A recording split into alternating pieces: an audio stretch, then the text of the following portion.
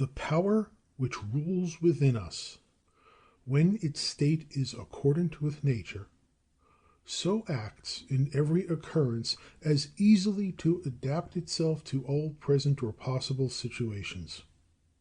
It requires no set material to work upon, but, under proper reservation, needs but the incitement to pursue, and makes matters for its activities out of every opposition.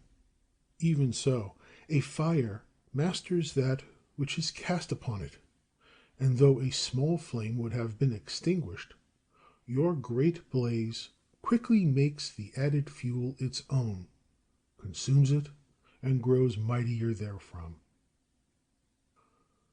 Let no action be done at random, nor otherwise than in complete accordance with the principles involved. Men seek retirement in the country, on the seacoast, in the mountains, and you too have frequent longings for such distractions. Yet surely this is great folly, since you may retire into yourself at any hour you please. Nowhere can a man find any retreat more quiet and more full of leisure than in his own soul, especially when there is that within it on which, if he but look, he is straightway quiet at rest. And rest I hold to be naught else but perfect order in the soul. Constantly, therefore, allow yourself this retirement, and so renew yourself. Have also at hand thoughts brief and fundamental, which readily may occur, sufficing to shut out the discordant clamor of the world, and to send you back without fretting at the task to which you return. For at what do you fret? At the wickedness of mankind. Recollect the maxim that all reasoning beings are created for one another, that to bear with them is a part of justice, and that they cannot help their sin.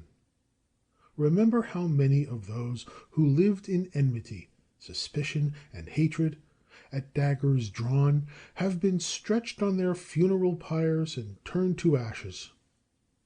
Remember and cease from your complaints. Is it your allotted part in the world's destiny that chagrins you? Be calm and renew your knowledge of the alternative, that either Providence directs the world, or there is nothing but unguided atoms. And recollect the many proofs that the universe is, as it were, a state. Do the ills of the body still have power to touch you? Reflect that the mind, once withdrawn within itself, once grown conscious of its own power, has no concern with the motions, rough or smooth, of the breathing body. Remember, too, all that you have heard and assented to concerning pain and pleasure. Are you distracted by the poor thing called fame? Think how swiftly all things are forgotten. Behold the chaos of eternity which besets us on either side. Think how empty is the noisy echo of acclamation, how fickle and how scant of judgment are they who would seem to praise us, and how narrow the bounds within which their praise is confined. All the earth is but a point in the universe. How small a corner of that little is inhabited, and even there how few are they, and how little worth who are to praise us. Remember, then, that there ever remains for you retirement into the little field within, and above all, be neither distraught nor overstrained. Hold fast your freedom. Consider all things as a man of courage, as a human being, as a citizen, as a mortal. Readiest among the principles to which you look, let there be these two. Firstly, things external do not touch the soul, but remain powerless without, and all trouble comes from what we think of them within. Secondly, all things visible change in a moment and are gone forever. Recollect all the changes of which you have yourself been a witness. The world is a succession of changes. Life is but thought. If mind be common to us all, the reason in virtue of which we are rational is also common. So too is the power which bids us to do or not do. Therefore we have all a common law, and if so, we are fellow citizens and members of some common polity. The universe, then, must in a manner be a state, for of what other common polity can all mankind be said to be members? Wherefore it is from this common state that we derive our intellectual power, our reason, and our law.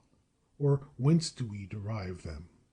For that which is earthy in me is derived from earth, my moisture from some other element, my breath, and what is warm or fiery from their proper sources, and therefore, as nothing can arise from nothing or return thereto, my intellectual part has also a source.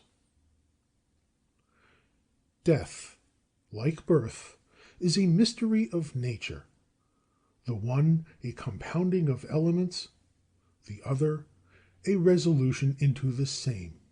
In neither is there anything shameful or against the nature of the rational animal, or contrary to the law of its constitution. It is fate that such actions should come from such men. He who would have it otherwise would have figs without juice. This too you should remember, that in a very short time both you and he must die, and a little after not even the name of either shall remain. Suppress the thought, and the cry, "I am hurt," is gone. Suppress, "I am hurt," and you suppress the injury. What makes not a man worse than he was, makes not his life worse, nor hurts him without or within. The law of utility must act so. All that happens, happens right. You will find it so if you observe narrowly. I mean not only according to a natural order, but according to our idea of justice, and as it were by the action of one who distributes according to merit. Go on then observing this as you have begun, and whatever you do, let your aim be goodness. Goodness as it is rightly understood. Hold to this in every action. Think not as your insulter judges or wishes you to judge, but see things as they truly are. For two things be ever ready. First, to do that only which reason, the sovereign and legislative faculty, suggests for the good of mankind. Secondly, to change your course on meeting any one who can correct and alter your opinion. But let the change be made because you really believe it to be in the interest of justice or the public good, or such like, and not with any view to pleasure or glory for yourself. Have you reason? I have. Why then do you not use it? When it performs its proper office, what more do you require? You exist as part of a whole. You will disappear again in that which produced you, or rather you will change and be resumed again into the productive intelligence. Many grains of frankincense are laid on the same altar. One falls soon, another later. It makes no difference.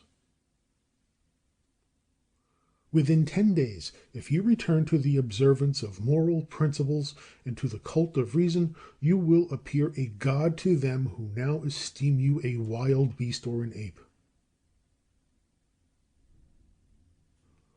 Order not your life as though you had 10,000 years to live. Fate hangs over you. While you live, while yet you may, be good.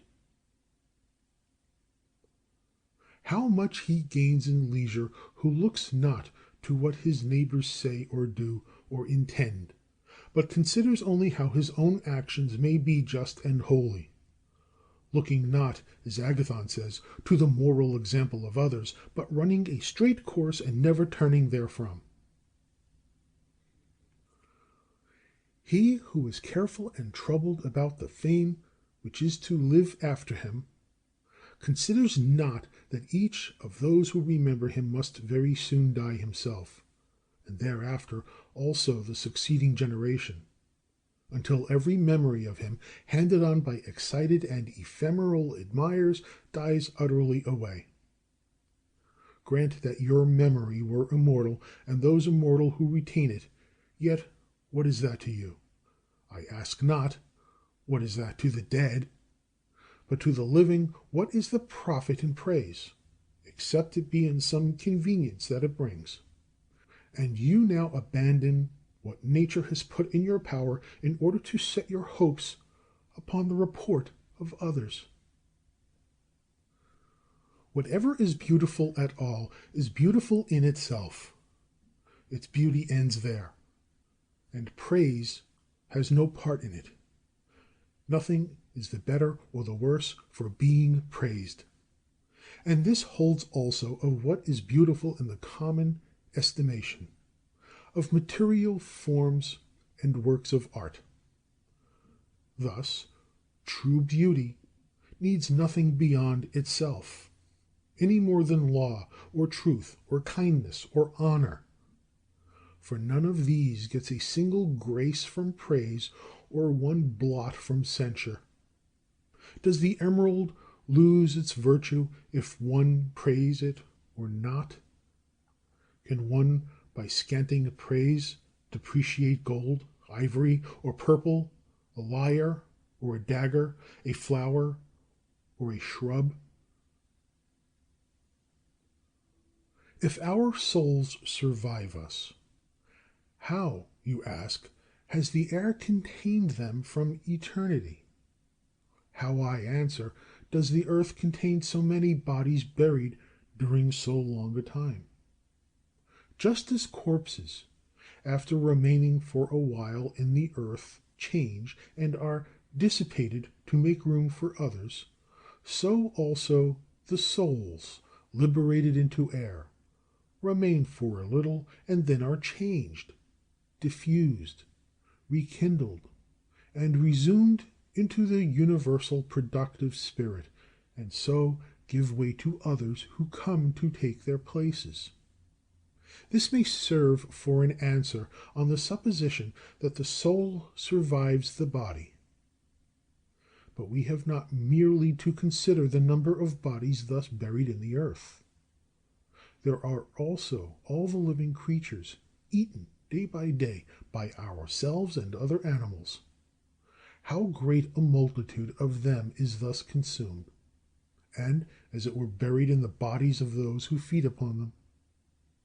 Yet there is ever space to contain them, owing to the changes into blood, air, and fire. What then is the key to this inquiry? Discrimination of matter and cause. Swerve not from your path. In every impulse render justice its due, and in all thinking be sure that you understand. I am in tune with all that is of thy harmony, O nature. For me nothing is too early, and nothing is too late that comes in thy good time. All is fruit to me, O nature, that thy seasons bring. From thee are all things, thou comprehendest all, and all returns to thee. The poet says, O dear city of Cecrops, shall I not say, dear city of God? Do few things, says the philosopher, if you would have quiet. This is perhaps a better saying. Do what is necessary. Do what the reason of the being that is social in its nature directs. Do it in the spirit of that direction. By this you will attain the calm that comes from virtuous action, and that calm also which comes from having few things to do. Most things you say and do are not necessary. Have done with them, and you will be more at leisure and less perturbed. On every occasion, then, ask yourself the question, is this thing not unnecessary? And put away not only unnecessary deeds, but unnecessary thoughts, for by doing so you will avoid all superfluous actions. Make trial how the life of a good man succeeds with you, the life of one who is content with the lot appointed him by Providence, and satisfied with the justice of his own actions and the benevolence of his disposition. Have you seen the other state? Make trial also of this. Avoid perplexity. Seek simplicity. Has a man sinned? He bears his own sin. Has aught befallen you? It is well, for all that befalls you is an ordained part in the weaving of the destiny of all things from the beginning. In sum, life is short. Make the best of the present in reason and in justice. Be sober in your relaxation. The universe is either an ordered whole or a confusion. But although a mixture of phenomena, it is certainly an ordered whole. Or do you think that there can be order in you and confusion in the universe? And that too, in all things, though diffused and separated, are all in sympathy one with another? Consider the deformity of these characters, the black or malicious, the effeminate, the savage, the beastly, the childish, the brutish, the stupid, the false, the ribald, the knavish, the tyrannical. He is a foreigner and not a citizen of the world, who knows not what the world contains, and he too who knows not what happens in it. He is a deserter who flies from the reason that rules this polity. He is blind whose intellectual eye is closed. He is a beggar who needs the gifts of others and has not from himself all that is necessary from life. He is an excrescence on the scheme of things, who withdraws and separates himself from the reasoned constitution of the nature in which he shares, by discontent with what befalls. The same nature which produces this event produced thee. He is the seditious citizen who separates his particular soul from the one soul of all reasonable beings. One acts the philosopher without a coat, another without books, a third half naked. Says one, I have not bread, and yet I hold to reason. Says another, I have not even the spiritual food of instruction, and yet I hold to it.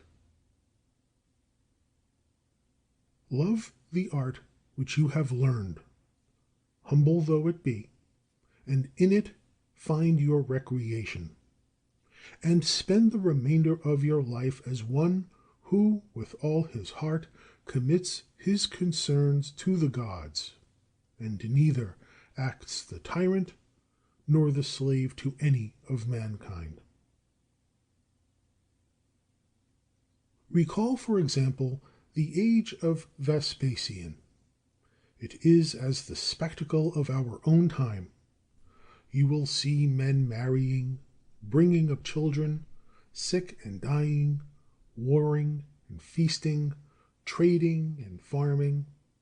You will see men flattering, obstinate in their own will, suspecting, plotting, wishing for the death of others, repining at fortune, courting mistresses, hoarding treasure, pursuing consulships and kingdoms.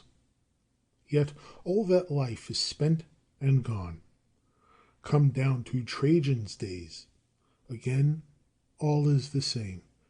And again that life, too, is dead. Consider likewise the records of other times and nations, and see how, after their fit of eagerness, all quickly fell, and were resolved into the elements.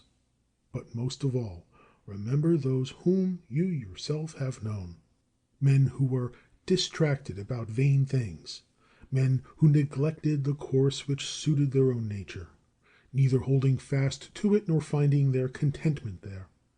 And herein forget not that care is to be bestowed upon any enterprise only in proportion to its proper worth.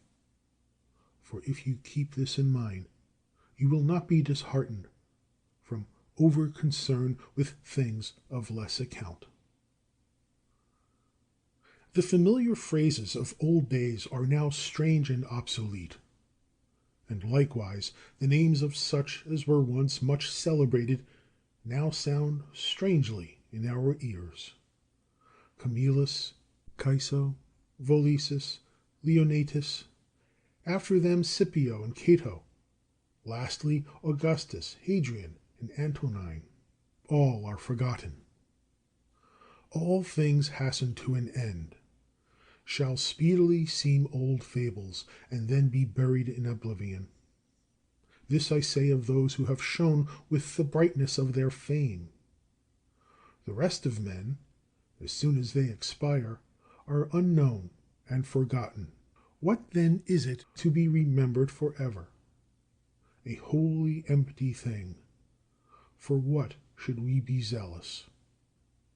For this alone, that our souls be just, our actions unselfish, our speech ever sincere, and our disposition such as may cheerfully embrace whatever happens, seeing it to be inevitable, familiar, and sprung from the same source and origin as we ourselves. Willingly resign yourself to Clotho, permitting her to spin her thread of what yarn she may. All things are for a day, both what remembers and what is remembered. Observe continually that all things exist in change, and keep this thought ever with you, that nature loves nothing more than changing what things now are, and making others like them. For what now is in a manner the seed of what shall be.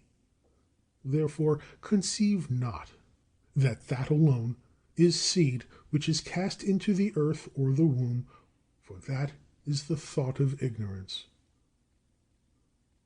You are presently to die, and yet you have not attained to simplicity or calm, or to disbelief that you can be hurt by things external. You have not learned to be kindly to all men, or to count just dealing the whole of wisdom.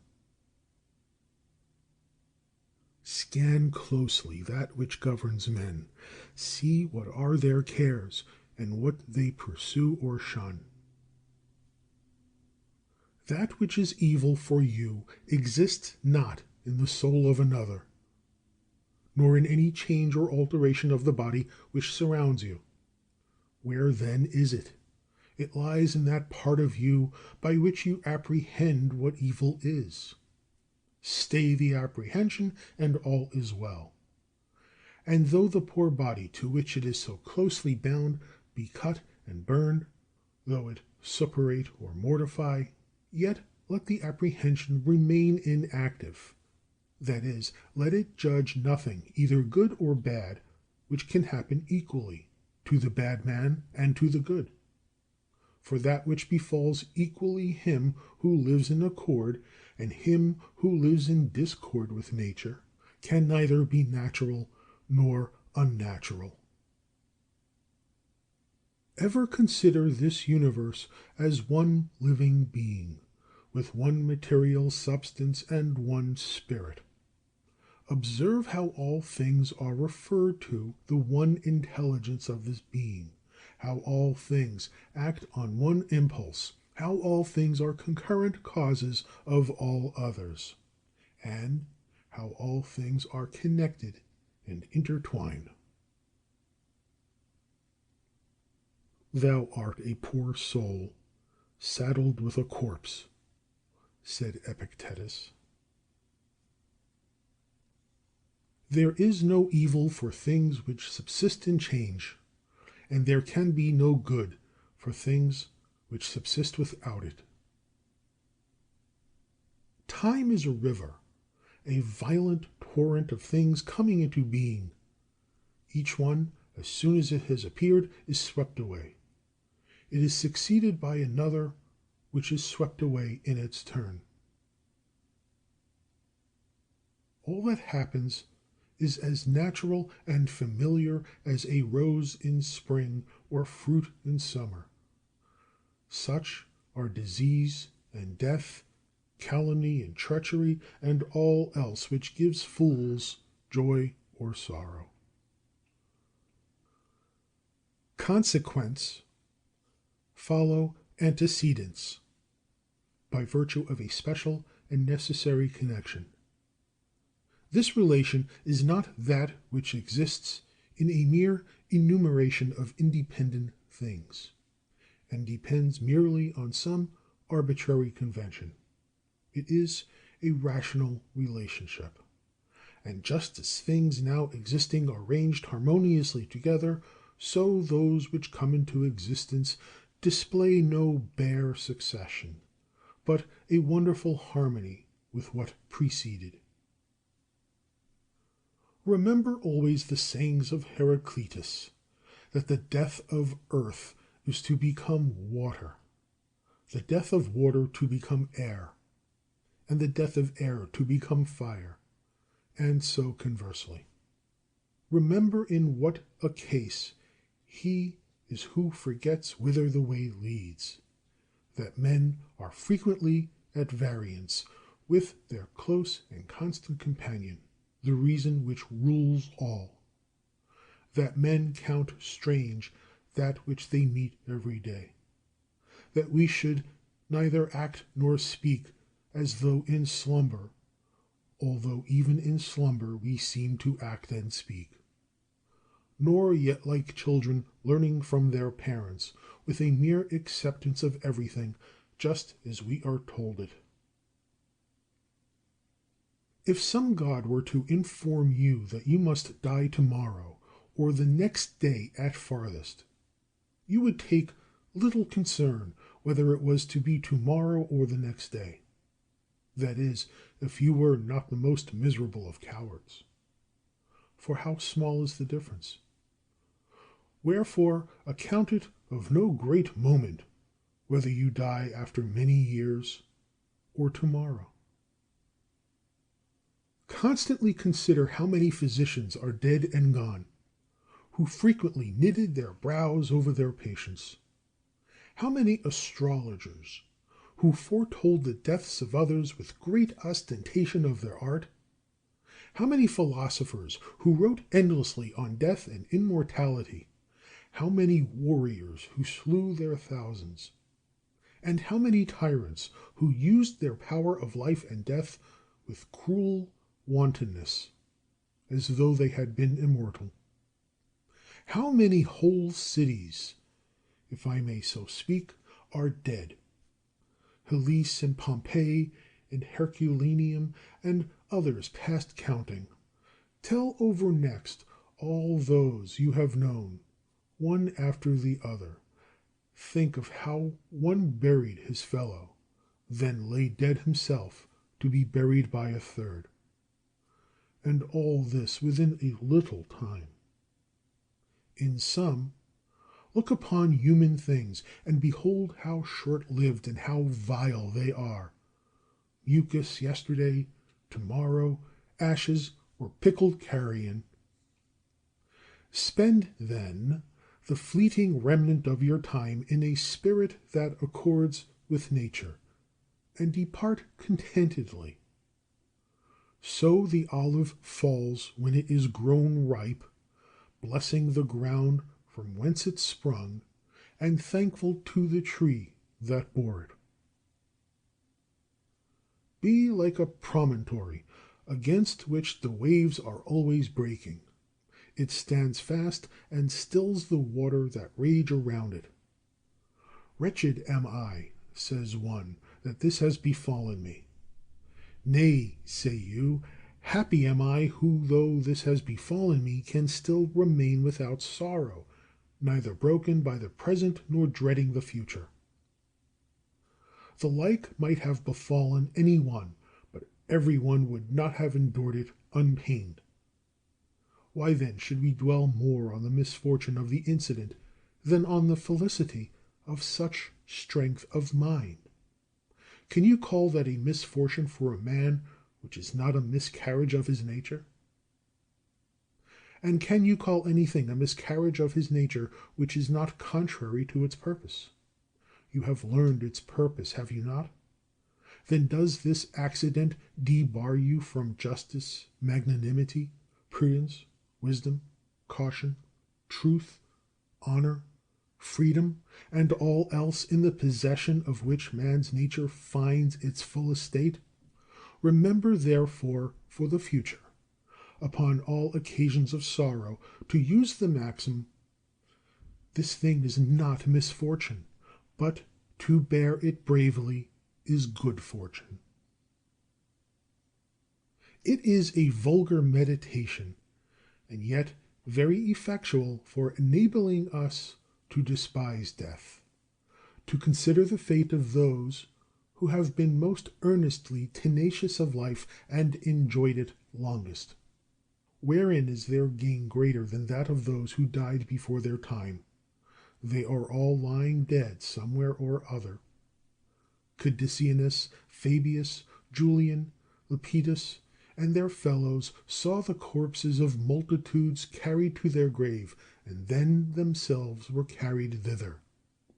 In sum, how small was the difference of time, spent painfully amid what troubles, among what worthless men, and in how mean a carcass!